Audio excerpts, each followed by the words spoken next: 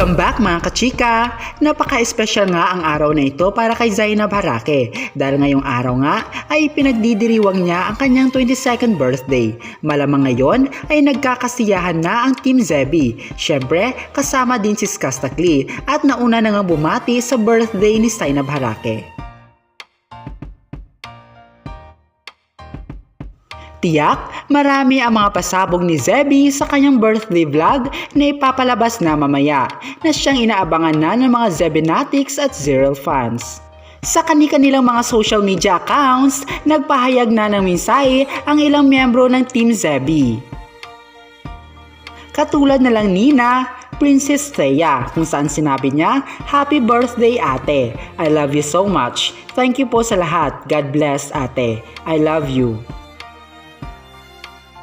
Ang personal driver niya na si Jihan Ki Visperas, kung saan sinabi niya, "You bring out the best on us. I am so lucky to have a boss so wonderful as you. Happy 22nd birthday, madam. We love you so much." At ang manager niya na si Jay Isidro, kung saan ito naging mensahe niya. Sabi niya, "Sobrang mahal kita. Mahal na mahal ka namin lahat. Abangan ang vlog. Lagi ka na lang walang ganap sa birthday mo. Kaya eto, makabawi man lang kami sa'yo. I love you." Mensahe naman ni Lantis Espiritu, "Happy birthday ma, you deserve all the happiness in the world." Samantala, nagbigay din ng mensahe ang ex-best friend ni Zainab Harake na si Melvin Potasio.